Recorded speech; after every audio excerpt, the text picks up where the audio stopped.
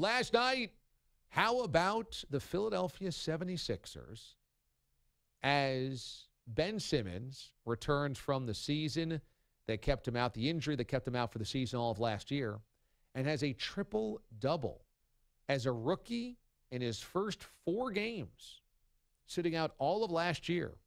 He is averaging 17, 10, and 6, and had 21, 12, and 10 in a win over the Pistons last night.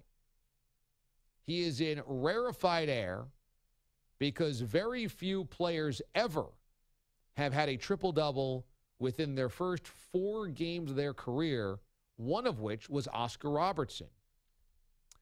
Is it time to finally admit that Sam Hinkie was right? That the process does work? And that the Sixers are going to be a force?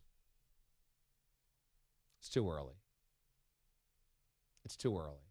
I think that Sam Hinkie was onto something, frankly. Because if you kept trying to get the number 1 pick in the draft, eventually you were going to stockpile the talent, and that was the only way in the NBA you could gather enough resources or assets to make a winner. And while the Celtics didn't try to lose, let's face it, Danny Ainge did the same exact thing. He knew he wanted high-end top draft picks instead of actually having players. It was better for him. Now, he was able to bridge the gap and have both the decent team and have the draft picks because they didn't have to lose to have the picks. The Brooklyn Nets had to lose to have the picks.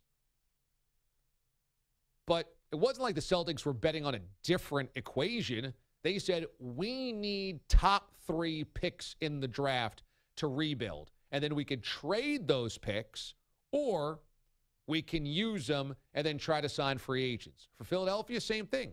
We got to lose to get those draft picks because we don't have anything that anybody wants to give us their draft picks. The Celtics had Kevin Garnett and Paul Pierce.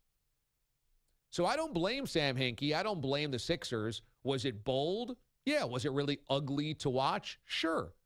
But I think the attitude or the idea was right.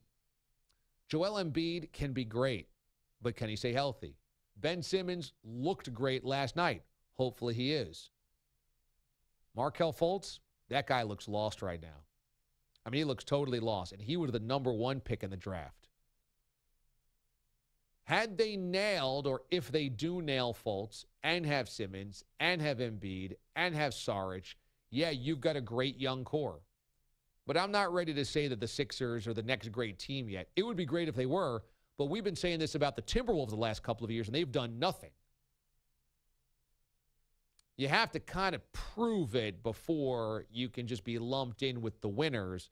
But a good night last night, a good first couple of games for the Sixers this year.